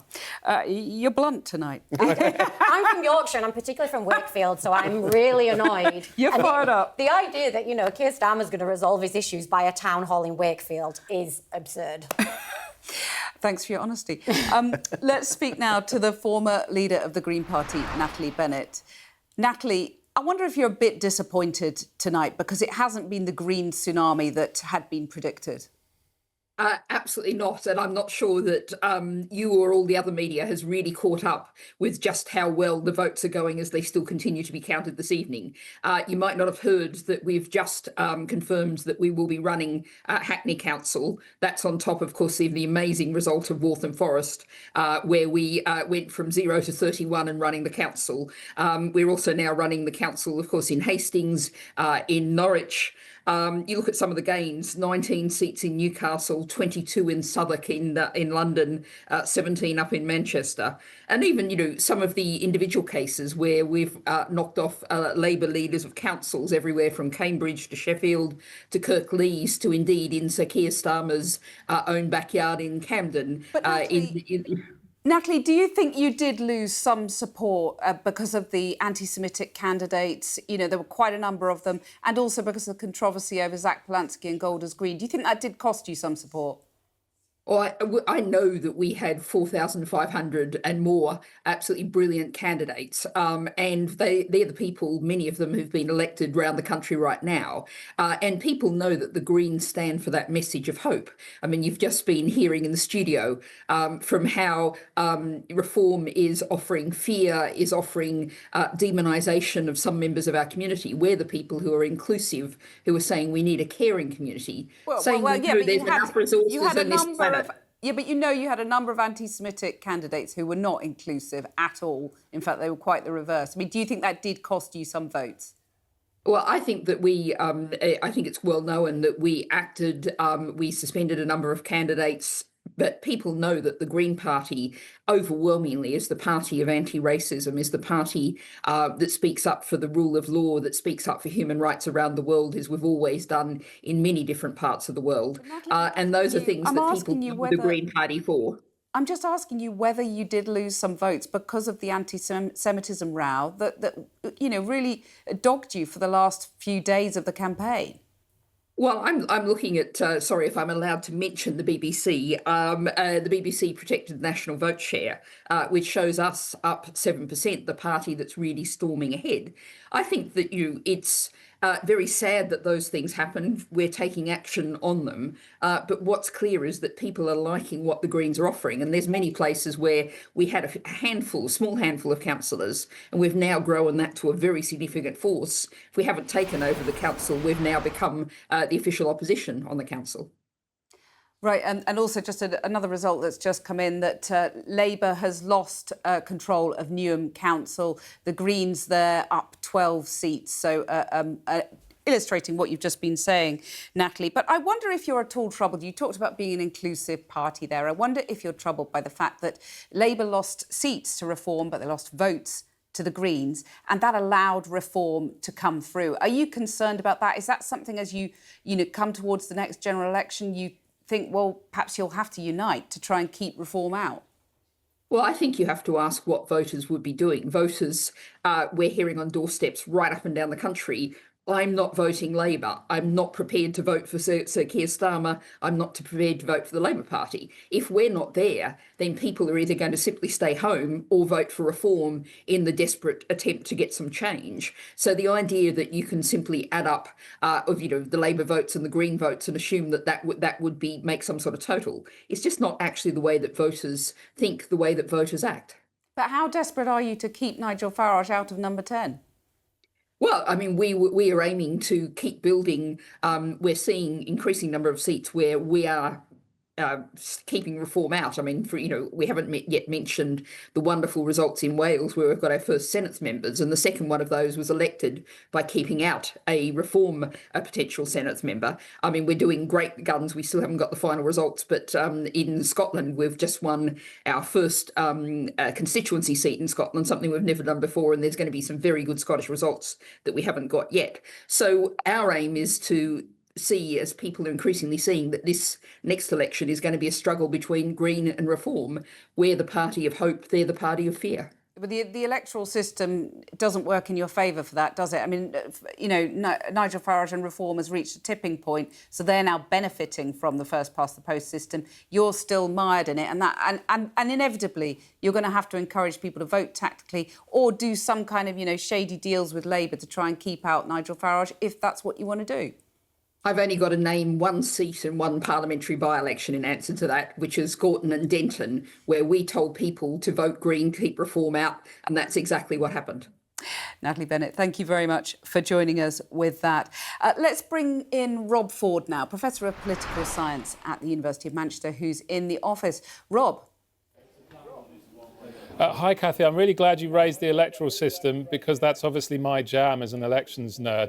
I just really wanted to illustrate for the viewers at home just how important this electoral system tipping point is for both Reform and the Greens. So what we saw in a number of places with Reform is they get to 25%, they don't really get many seats. 27%, they start getting seats. 29, 30, they start winning all the seats. It's like a lift-off point where the electoral system goes from being a sandbag to being a springboard. And we saw that in a number of councils up in the north in particular, where you just saw a great big teal wave wash over the whole council. Whereas the Greens, potentially aren't getting quite the level of seat gains they've been hoping for, because in council after council after council, they were posting 20, 22%, 23%, and they get a few seats, but they wouldn't get most of the seats. They're just below that takeoff point. And in our fragmented political context, the tipping points in the electoral system become tremendously important for the outcome. And when we look forward to a general election, the fact that Reform are currently in pole position up at about 29, 30%, that's right about the point, if the other parties stay divided like they are right now, where potentially they can look at getting towards, largest party certainly, getting towards majority status. So this electoral system effect is really very big under first past the post once we have fragmented politics. Rob, thank you very much for giving us that analysis. We had to bring up the electoral system at some point. Let's cross now to Chelmsford in Essex, where the Reform leader, Nigel Farage, is about to speak. And Zia Yusuf is on stage at the moment, his sidekick, who is talking. But we're expecting Nigel Farage any minute to come on stage. So we'll bring you that as soon as we get it. Obviously, a sort of victory rally for Nigel Farage. He's the man of the moment, isn't he? Let me ask you, Jo, what we were talking about with the Greens there. Yeah. You know, sort of tactical voting, unofficial deals. I mean, if it comes down to it in the next election, Labour and the Greens, the Lib Dems even, would team up to form a sort of progressive alliance, wouldn't they, to keep Nigel Farage out of Downing Street? I mean, you would hope that would be the case, yeah. I think, you know, one of the reasons that the Greens, I think, have really emerged in this moment is because, to go back to what I was saying previously, they have fully kind of rejected this politics of finger-pointing, and they're saying, here are some progressive solutions. Labour are kind of flip-flopping around on that because they're not offering progressive solutions. But, yeah, I would hope that. But, I mean, I want to be clear, and I think this is why the conversation tonight about the electoral system and the collapse, potentially, of the two-party system, you know, I want to be a member of a party that has a long legacy of being connected to the trade union movement, of having thousands of members in every city, you know, and ideally that will be through Labour. If that's not going to happen, then we need to do whatever we can to stop, in my opinion, a Reform government. Ed, I mean, I think we're about to see Nigel Farage on the stage. Here he is. He's coming onto the stage in Chelmsford there. This is his victory rally. Zia Yusuf has just given way. I wonder if we can listen in to what he's saying. Turquoise Essex! Big time! This is a celebration. And what a remarkable couple of days this has been. We're seeing some truly historic shifts in voting patterns in parts of this country. Things, frankly, I could never have dreamt that we'd see. Now, this is primarily, of course, a party. We're here to have fun. And we're obviously celebrating the Kemi bounce. Oh, you know about the Kemi bounce. The Sunday Times tell you about it every week. The Daily, it must be true. She's doing wonderfully well. I'll get to the Kemi bounce in a moment. But I want to begin by just talking a little bit about our campaign. In my political life, which now, for some reason, goes back 35 years of fighting and contesting elections, I can say without doubt that I was directly responsible for David Cameron resigning as Prime Minister. I can say with 100% certainty that the Brexit Party got rid of Theresa May. And we fought this election campaign on a big national slogan. You might remember it. It said, vote, reform and... get Starmer out! And I tell you what, he'll be gone by the middle of the summer, the most unpatriotic, worst, least prepared Prime Minister we've ever seen in this country, and we will have seen the back of him. We should be proud of that as well. The results in the Red Wall are truly astonishing. If I look at the West Midlands, we've comfortably taken Sandwell Council from Labour. We've comfortably taken Walsall from Labour. If I go up to the northeast, Sunderland. I mean, Labour used to weigh the votes. We've absolutely walked it. We're majority control in Sunderland. We're majority control in Gateshead. We're majority control in South Tyneside. And in areas like Hartlepool, where only 12 seats were up, guess how many we won? 12. So the North East's extraordinary. We go across to the North West. In Wigan, Lisa Nandy's constituency, how about that? Of the 25 seats contested, Reform won 24. Wow. Angela Rayner, I bet she's popular here. One of the few people in politics who'd be even better for the bar profits than me. How about that? Oh, it's not being recorded, is it? Oh dear, never mind. It's a bit late to worry, really, isn't it? In the 8 seats that were contested in Rayner's constituency, Reform won 7 of them, averaging over 40% of the vote. And in St Helens, where I've come directly here from, St Helens in Merseyside. And by the way, these are red wall areas. They're red wall areas that even Boris Johnson, in the 2019 referendum, could never get close to. We have absolutely stormed it in St Helens, with the Labour Party being reduced down to just 2 seats. These are historic results. And in ward after ward, we see Labour down 35%, Reform up 37%. We are directly taking votes from patriotic old Labour in areas that, frankly, they've been pretty much able to take for granted since the end of World War I. And the same goes for the Rhondda and Merthyr and many areas like that. And increasingly, the results aren't in parts of Scotland too. But all of that is as nothing compared to Yorkshire. And what is happening in Yorkshire is remarkable. In Wakefield, of the 63 seats, Wakefield, Labour, rock solid Labour.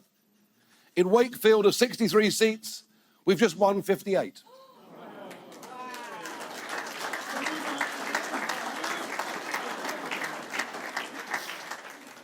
In Barnsley, but I love their accent. The Barnsley accent's amazing.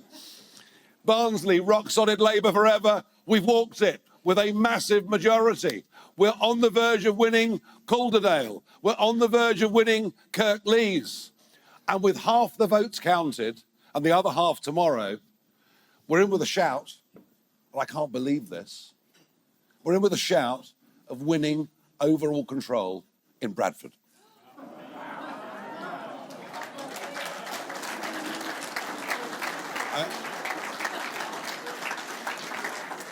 It is truly extraordinary. By the way, you've probably never ever seen me ever read off notes in my entire career. But you know what? After 2 days, after 9 weeks on the road, 2 days of doing this and almost no sleep, I thought I might forget. So it made sense. And what's happening in the Tory heartlands? Well, London's a bit different. In London, the Tories held up in some areas. In London, Labour held up in some areas. But London has become a bit of a foreign country in many, many ways, apart, of course, from Havering. And well done to Andrew Rossendale, Keith Prince, all the team in Havering for securing our first London borough. Although, of course, if you ask them, they say we're not a London borough. We ought to be in Essex. So I was pretty confident this morning when I did the press conference just before 9 o'clock. I was pretty confident of being able to cite Frank Sinatra by saying the best is yet to come. Suffolk, we've won just the most overwhelming majority. Quite extraordinary. Norfolk, with the biggest party. But I want to talk a little bit about Essex. I obviously saw the tendering results coming in last night, having been there and visited a few of the polling stations yesterday, and the fact we got a clean sweep there is amazing. It's amazing, really, given that I haven't visited Clacton once since I was elected.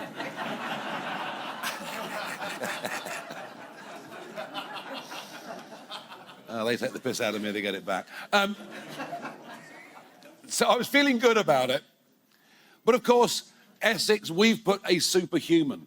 You've put a superhuman amount of effort into this over the course of the last couple of months. And indeed, I've spent a huge amount of time travelling around towns in the county, realising the sheer significance of a county that has half the shadow cabinet in it as members of parliament, all of whom assumed they were very, very safe, particularly given the Kemi bounce. Oh yes, the Kemi bounce, which is why Reform getting 38.5% of the vote, to the Conservatives 24.5% of the vote, and us getting 53 of the 77 seats is unbelievable. In fact, we haven't just crushed the red wall. Today in Essex, we've crushed the blue wall as well. And it is an amazing achievement.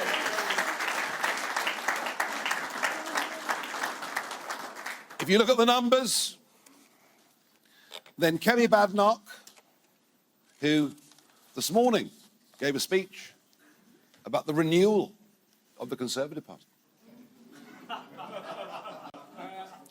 Kemi Badenoch, on these numbers, would lose her seat at the next general election.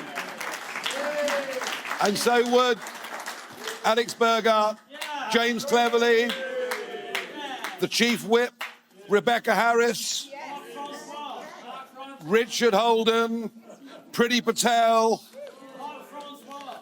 and my favourite. How can you be called Cleverly from Braintree?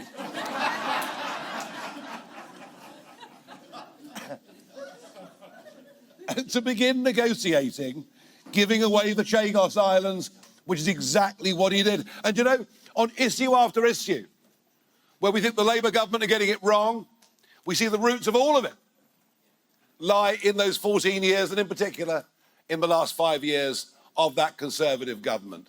And for all the efforts of mainstream media to boost Kemi, nobody is going to forgive them for the Boris wave, for the net zero recession, for the decline of law and order, for so many of the, for running down our defences to the extent we've barely got a Royal Navy that's operational. They're not going to be forgiven. So tonight, we celebrate this result. This Essex result just means so very much to me. But also, folks, bear in mind, whether you're in Thurrock,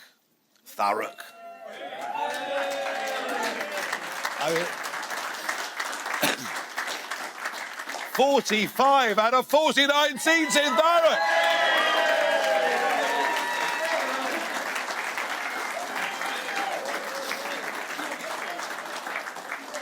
I mean, there were some really extraordinary results right across the county. But I want to finish by saying this. It's a party, it's a celebration, there'll be music, there'll be drinking, there'll be fun to be had, I hope. I'm a great believer in it. Unlike Zach Palensky. You see, I mean, heroin's just not my thing. Or imagine a night out on the lash with Keir Starmer. I mean, it all beggars belief. But I want you to remember this, all of you that were elected today, getting elected to public office does carry a burden of responsibility. And that burden of responsibility is because people have placed their faith and their trust in you. And they've done it at a time when I don't think faith, belief and trust in our leaders and our politicians has ever been at a lower level in our country. So the responsibility is on our shoulders.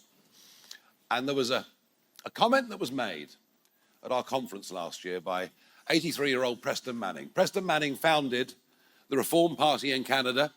He was my inspiration for calling this reform. You know, they became the biggest party in Canada. They finished up in government for 10 years and did a really, really great job. And when Preston was asked, how did you go from being non-existent up against an established Conservative Party and Labour opposition, how did you go from being nothing to taking control of the country and running it for 10 years? And the answer he gave is an answer I want you all to think about at times of difference, at times of disagreement, at times of stress.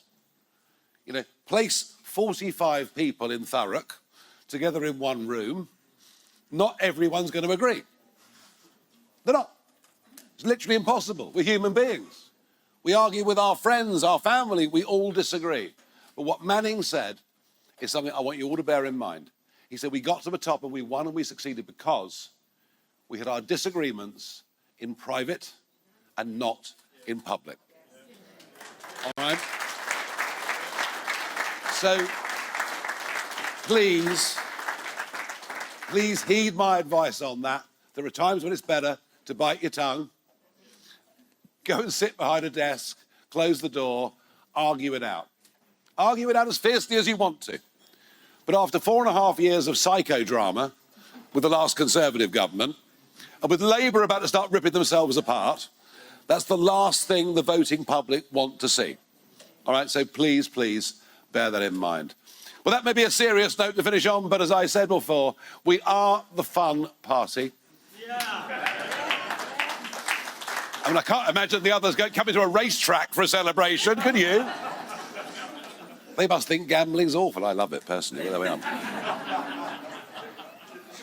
So, sorry. So, look, my enormous thanks to all of you. You've all done incredibly well. It's been a great campaign. I think the results have exceeded, frankly, the best expectations that I had for Essex, for Suffolk, for many other areas. I hear we're winning seats as I speak in West Sussex and other areas too. So please, I want to raise a toast to reform and to say to all of you, thank you and enjoy your evening.